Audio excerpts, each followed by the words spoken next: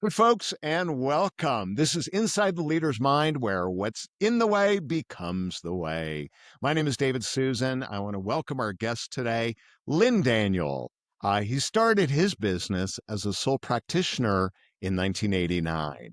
And initially, growth was slow until he focused on customer experience in 2004. And after that point, growth accelerated. And suddenly he had a growing organization on his hands. And he decided a long time ago that he wanted to build a different kind of organization compared to most of those which he had experience in as either an employee or a consultant. And he really had two core guidelines that influenced him and his growing company. So we're going to jump into how he got there, how he started it, why and how he started, and compared to corporate America, and what those principles are. So please welcome Lynn Daniel. David, thanks so much. I'm looking forward to this. Oh, well, I was so excited to have you. I love, so I grew up in a family business. I love talking to entrepreneurs, people that have their own business. I love talking to big corporate, people too, but there's a soft spot in my heart for people that have their own business. So how did you get, I want to start right. I want to hear about your guidelines, but first I want to hear, how did you get to where you are today? Um, I grew up on a farm, so farmers by definition have to be entrepreneurial. But during the summertime, my brother and I had started a lawn mowing service because we didn't necessarily want to work on the farm all summer long, and it was more lucrative to do the lawn mowing service. So we started.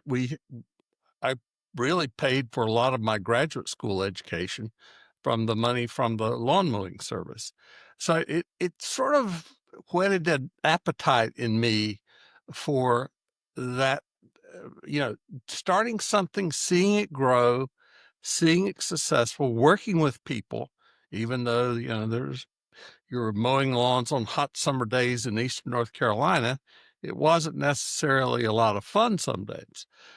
But that's how I really got the entrepreneurial bug. I went to graduate business school, went to undergraduate, graduate business school, went into corporate America. Honestly, didn't care for it too much. And also, I managed to get married to my wife of 48 years, and started out with Eli Lilly. And at that time, they liked to move people around about every 2 years. So we'd been married for a year and a half, and lo and behold, I got the call to come to Indianapolis to interview for this job. And she said, "Well, if we're going to stay married, we need to rethink what we're going to do here." So that sort of led me into a different path. I went to a smaller public company, went to a small consulting firm after that, and then started my own firm in '89. I'd always said I wanted to start by the time I was 35. Well, I missed it by 4 years, but I still started it. And as you noted in your intro, it was a one horse operation for many years, but then it started to grow when we got into the focused on CX. So that's a thumbnail sketch of how I got to where I am. And you talk about CX, customer experience. What is your core focus with customer experience? What do you do? Core focus, first of all, the market we focus on is B2B companies. So these are companies that sell and usually service big, complex, expensive pieces of equipment. Think Caterpillar equipment, Agco Fendt tractors, International Motors trucks, things like that. These are products that are used to serve other businesses. So, and there's also generally a long service tail because the customers that buy these things, if they're going to make money, they've got to keep them working. So it's really, really important to do that. So what we do is we've developed a very robust platform. Uh, with that platform, we're able to reach out to customers, randomly chosen customers, either by phone, text, email, or other means, and find out how the experience went. With the platform we have, we can share that information immediately. So if a customer's got an issue, uh, bam, they will get a notification right then and there. Interestingly, David, we still do the bulk of our work by phone. Um, and we can talk about that later if time allows. But we're I'm finding there is something about the phone and being able to engage a customer, engage someone in 3 minutes or so, so they'll tell you what's really going on, what they liked, what they didn't like. And that helps our clients understand, well, what do they got to do better the next time to improve. And imagine that we actually talk to people on the phone. Like, right? Right? That's obviously been a huge change. What in your company, you had mentioned two guidelines have influenced you and the growth of your company. What are those two core? I'm like dying to hear. What are those two core principles or guidelines that have influenced your own growth of your business? Well, the first one really has three parts to it. We've always believed to be successful, we've got to make a difference for our clients. This doesn't just mean running a program that's not generating results. We want to really help our clients see a difference in how they approach their customers, because we know that those customers that are more loyal will spend more money, will do a variety of other good things for the company. Second thing, we've got to have some fun in the process. And I think that's a big criticism of mine of a lot of companies, is we've sort of lost the ability to have as much fun. Now, that doesn't mean we do crazy things or anything like that, but we tend to laugh a lot and we tend to cry a lot. We tend to work, I think, effectively as a team, but that's sort of anchored around this. We're trying to have some fun. Is it fun all the time? No, it's not, but it's fun most of the time. And the third thing, to be successful, we've got to, or to support all this, we've got to be financially secure. So if we're going to do the other two things, we've got to do that. The second big thing that's important to me is we've got to have people that are always willing to act consistent with our company's values and mission. Um, and one of those aspects of that is we have a real strong bent to action. That doesn't mean we go willy-nilly around things. We have a strong bent to action. So every new employee that comes into the company, I always have an interview, and one of the things I will say is I always want you to come to me to beg forgiveness and not ask permission. Because if you have to ask permission, we've got the wrong person. That's not the kind of person that fits well into our company. Those things I think, have served, those two big buckets of thought I think, have served our company very well over the years. I love those are really cool. I want to bounce off the things you said. And we'll take one at a time. One is you talk about following kind of the mission vision. You didn't say culture. I'm wondering, the first question related to that is, do you proactively define, here's how we operate, here's our mission, here's our vision, beyond what you said to me? And then the second is, so I don't forget, um, is with, and I already forgot. It'll come back to me. Sorry, let's go with the first one. I hate when Would you that repeat that? happens. I was waiting for the second one. Would you repeat that, David? Yeah, let's just do the first one is just, do you have mission, vision, culture, other than what you share, that it's like, no, this is kind of how we operate. This is kind of our MO, um, within the organization, how we work with each other, how we treat each other, other than just, better to ask for forgiveness than permission. That was the second question. Yeah, But anyway, we do. We're less formal about it than maybe some organizations, but it's still there. And I think people pretty quickly learn that this is the kind of culture we have, and this is who we are. We've had a couple of people that have come in the company over the years, and it just didn't work out. They were not comfortable with our culture. Unfortunately, we didn't catch that when we were in the hiring process, but it took about, in the case of one, about 3 months, in the case of the other, about a year to realize, hey, they just didn't like working here. Was that because it was take action, get it done, or they didn't like that you like to have more fun? No, I think it was the take action, get it done. That is, yeah. When I say to people, I'd rather you beg forgiveness than ask permission. Doing that, that puts people have to stop and think, okay, first of all, is he really serious? Is he going to just blast me out of the water if I make a decision and Ask about that. screw something up? And I I don't do that. I mean, that's not my modus operandi. Um, Now, yes, if someone makes a mistake, we learn from the mistake.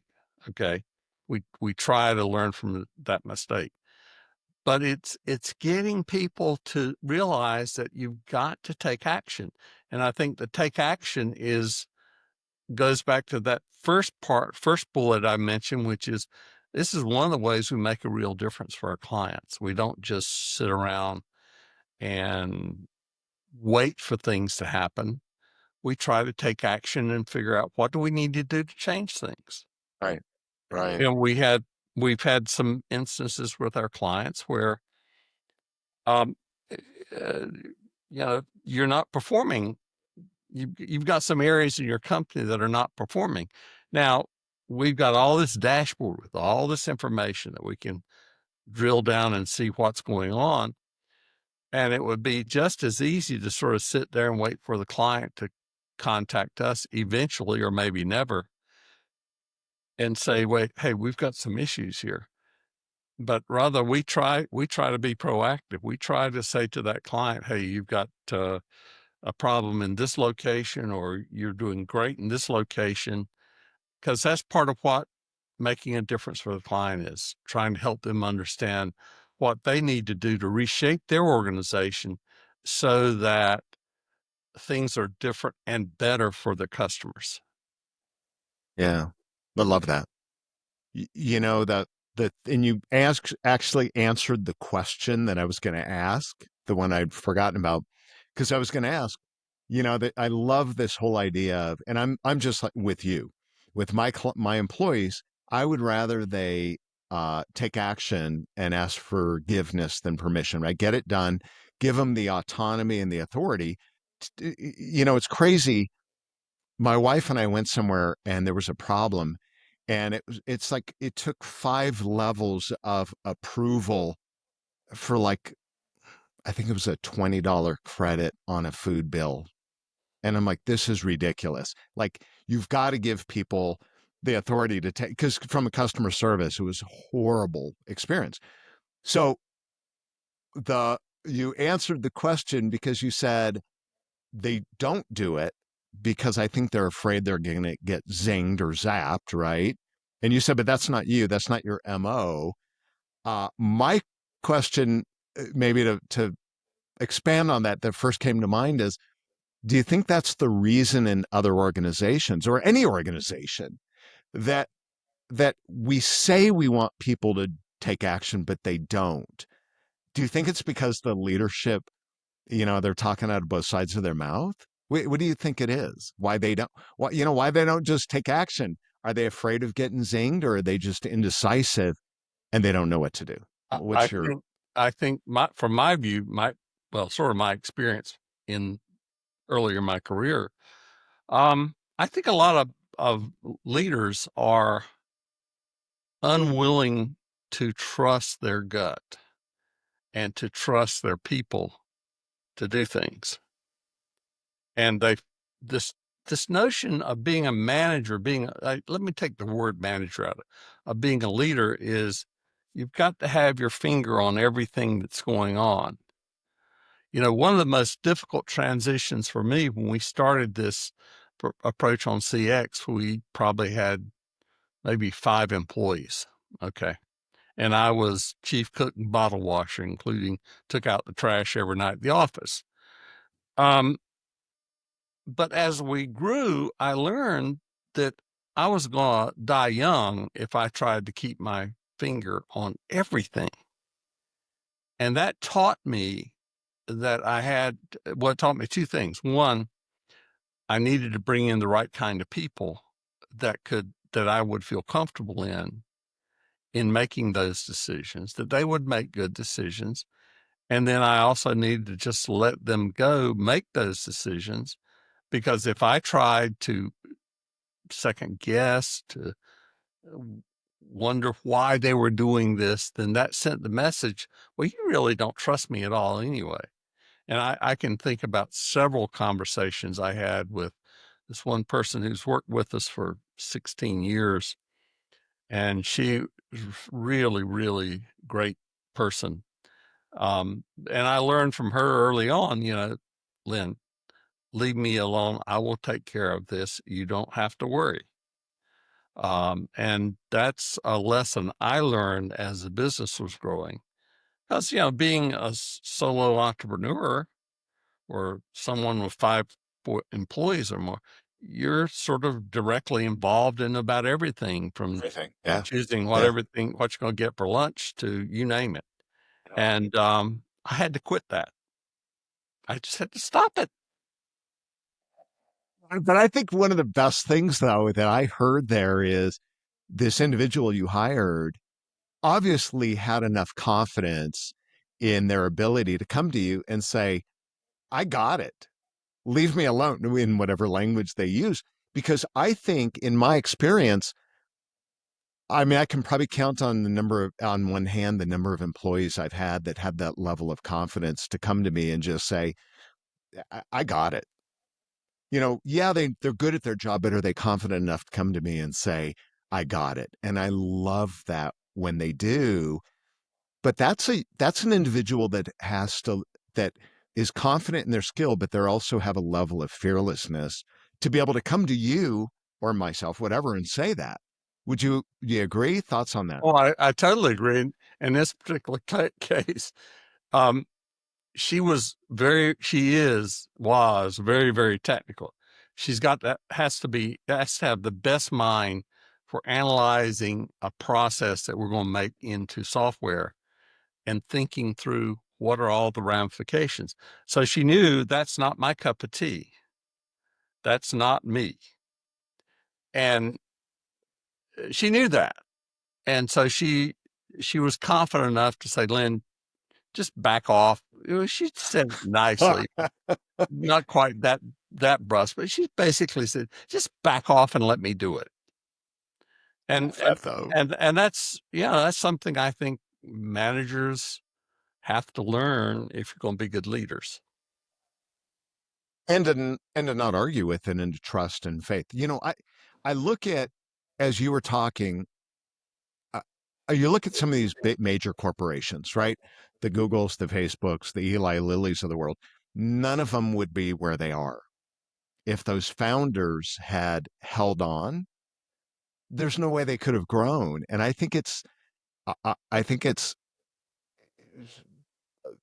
mix of having a vision that you want to grow, or you fall into it, you stumble into it.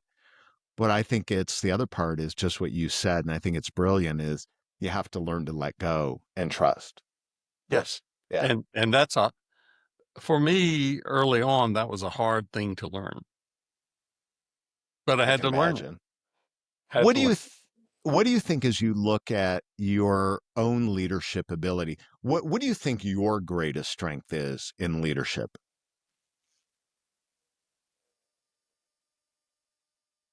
Um, Especially as leading people, right? Let's I focus on think that. I think the thing that there are 2 things I think I'm reasonably good at. One is, like I said, letting go. And a case in point is I hired a COO. He's been with us almost 10 years now. And that was a huge transition because I was and still am to a degree face of the company. And so we had to work things out so that I could get more comfortable with turning more and more over to him. So that was the process for me. That was another transition point where I had to learn to give over some of the customer contact duties, other duties to Doug, which he's a fabulous leader, and he did that very well, continues to do it very well. And I think the other thing, I believe I'm a fairly decent listener, although my wife may not say that sometimes. Um, but I think that's part and parcel of being married for as long as I have been. But anyway, I think those are two things, and maybe the strongest. It's just having the ability to sort of let go. As you look at your strengths, and I'm sure if you met executives, business owners, etc., what what's probably your biggest advice you would give? And I know this is a weird question, but I'm not talking about junior up and coming. As you look at other leaders, because you've done well, it seems like you have longevity with your employees. What advice would you give to other leaders that are on par with you or even bigger companies or organizations? If you have an opinion on that. Yes, I do. I think one of the first things they need to do is be very careful about who you hire. Um, it's not just anymore a matter of hiring people with the skill set you need. Yes, you need that, but you got to have people that mesh with your company's culture and your company's values. And I think that's one thing that gets short shrift in a lot of the hiring processes that I see. I think the second thing I would say to a lot of managers is they need to get the heck away from their office sometimes, or more often than they do. There is nothing like walking around and seeing what's going on to better understand how you need to change the organization. Um, Years ago, give you a simple example. I won't go into the client or the details of the client, but they were trying to serve a new market, and the new market was smaller equipment, and as opposed to the big stuff that they traditionally served.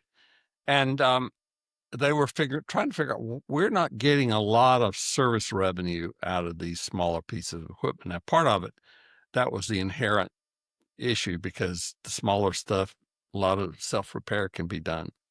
But the other part of it is I went out to the back to one, two, three of their locations with my camera and took pictures.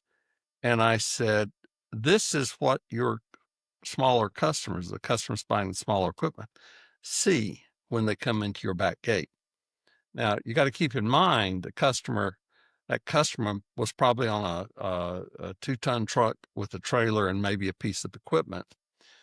And they come in and they don't know where to go because the signage was not there, or the signage was such that it was hard to understand.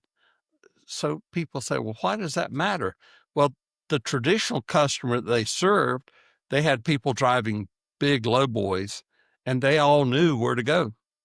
It was like a secret society, you know. Yeah, I know which way to go if I pull into the back 2 acres. I know where to go. But the other people did not. And lots of times I see senior executives that just need to get out and walk around and sort of put themselves into the shoes of the customer and literally walk through or drive through their organizations as their customers would experience the organization.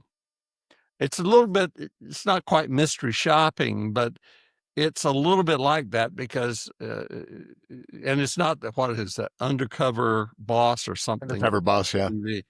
but it's just walking around and looking and thinking because the organizations I work with, and I've worked with over the years, they get into a pattern of doing things, and they keep doing those things no matter what. One client, um, they had a entry level to a parts department pickup, and it had a riser, which had way in the past had black and yellow warning tape so that people didn't trip over it. It had worn away, and for years it had been like that. And people got accustomed to it. They lived with it until one day a customer came in to pick up some parts and dropped a box of parts when he tripped over the riser in the door. So that's why I say just walking around sometimes gives you an idea of what's going on. It also gives you a really good idea of culture. Particularly, when I walk into a location and nobody's smiling, that's a problem. Or nobody acknowledges me. They don't bother to raise their eyes and look up. They're down doing this. And that's why I think it's so important for senior leaders to get out and see how their customers experience the business that they're delivering to them. About I don't want to say excuse. What about the reason? Look, I'm too busy to do that. Yeah, it's what I hear all the time, and I've got several really good, well, they're now good friends, but senior leaders and CEOs of some rather large organizations, and a couple in particular I can think of. They make it a habit, a practice of actually scheduling time to go out and see what's going on.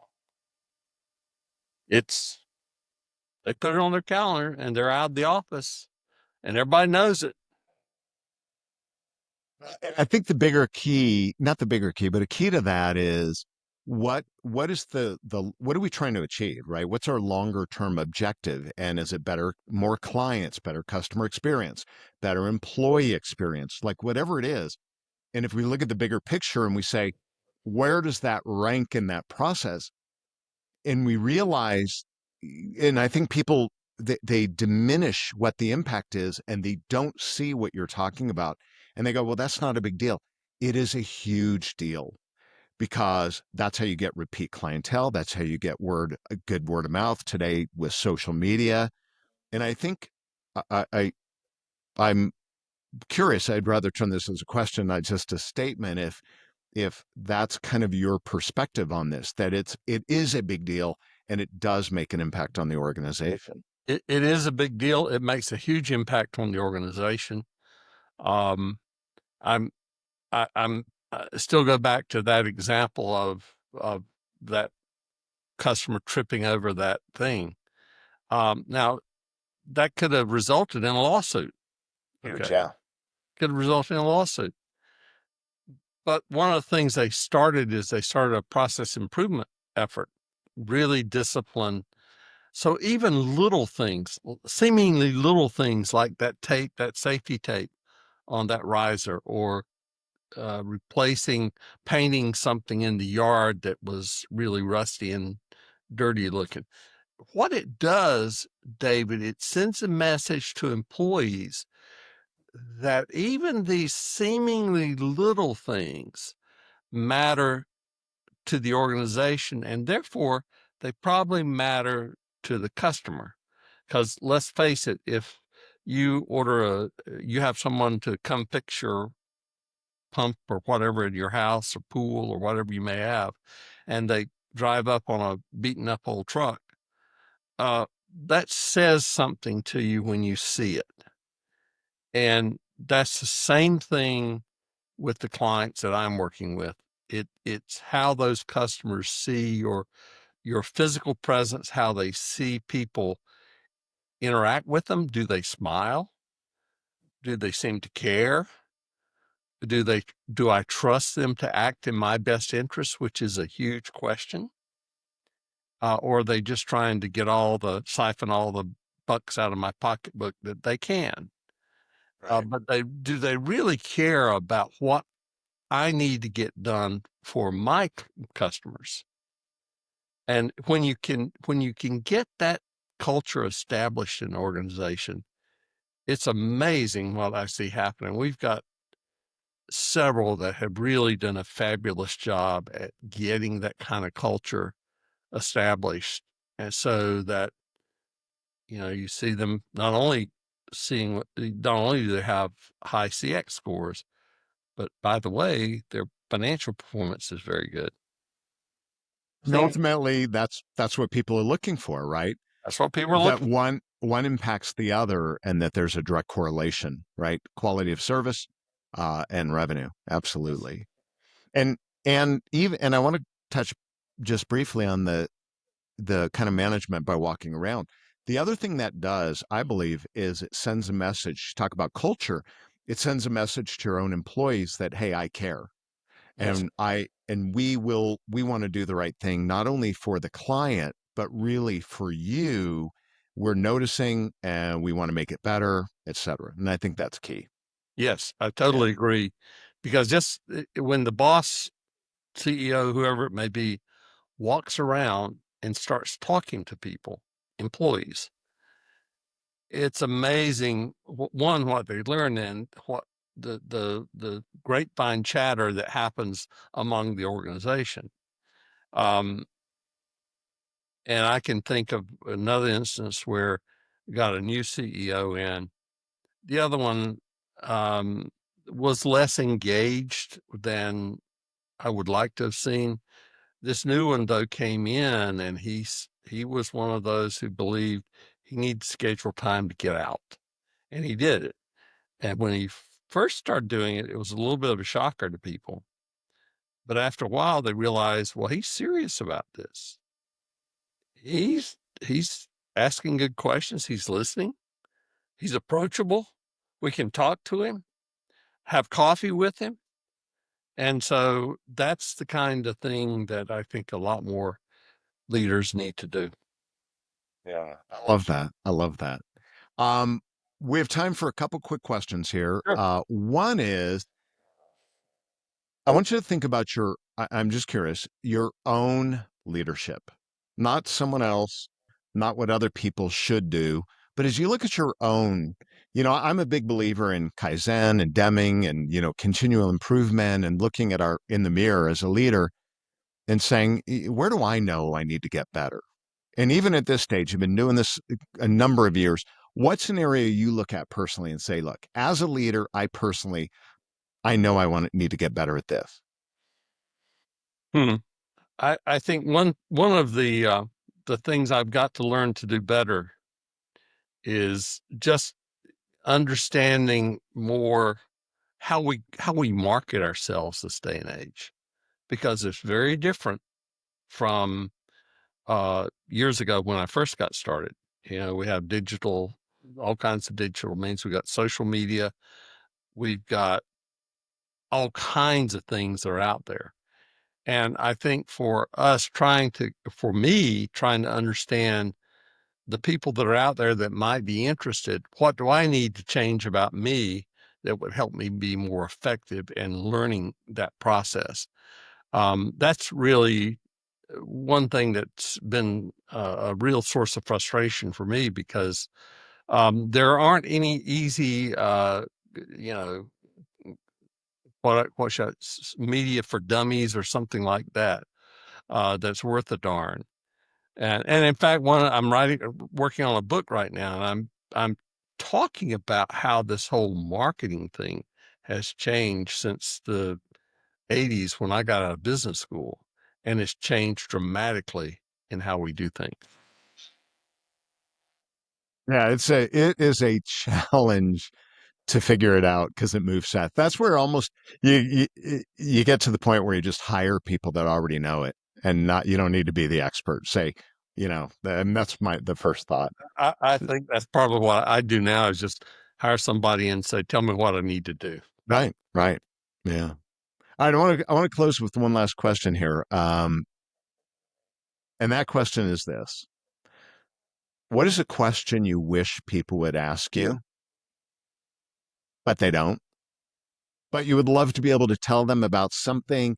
And I don't necessarily mean myself in this interview podcast, but like just in general, you look at it and you go, man, people always ask me these kind of questions, but man, I wish they would ask me this. Man, that's a hard one. I I wish they would ask me to talk more about some of the really positive things I have seen in the interactions between customers and providers. You know, we always talk about where we screw up. That's just who we are. We had to learn to talk about the downside of things to keep from getting eaten by a saber-toothed tiger. Well, that's still hardwired into us. And we do that.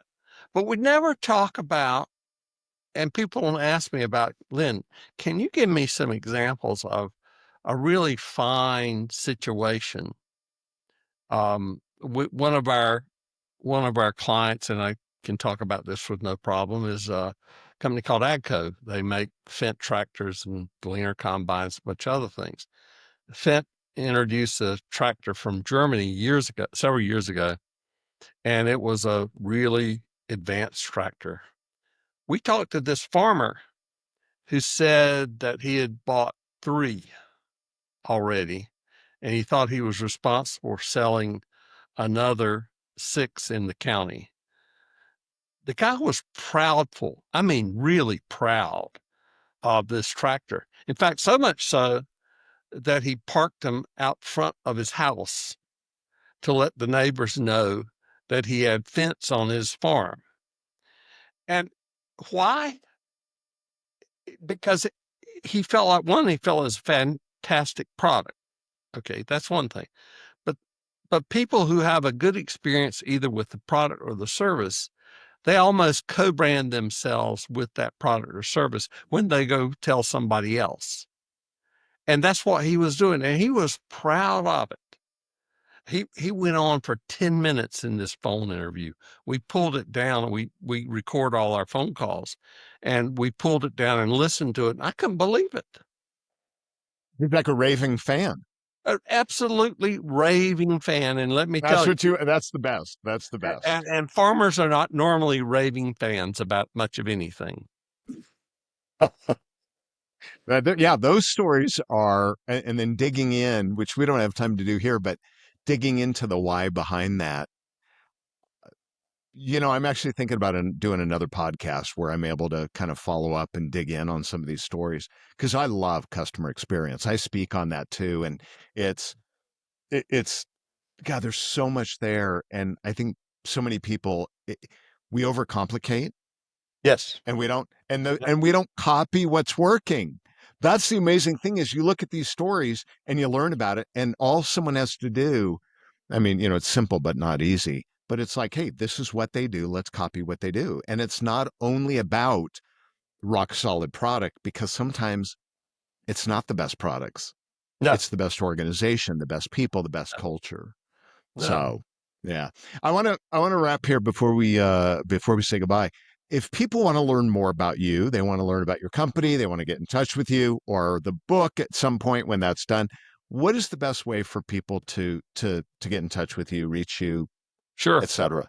Our website is www.thedanielgroup, Danielgroup.com. There's no S in that, Daniel. OS. Okay. And then my email address is Lynn Daniel, LYNNDANIEL at thedanielgroup.com. Easy peasy. And we'll put that in the show notes if you missed that. Lynn, it has been such a pleasure. And what I loved about you having it as guest is how you weave in these stories. And I really think it's so impactful when you share that way for people to make the connection. Yep. So I really appreciate you being with me today. And thank you so much for joining me today. David, thanks so much. It was my great pleasure. Absolutely. Well, folks, that is Inside the Leader's Mind. Thank you so much for listening, and I hope you join us on the next session. Bye.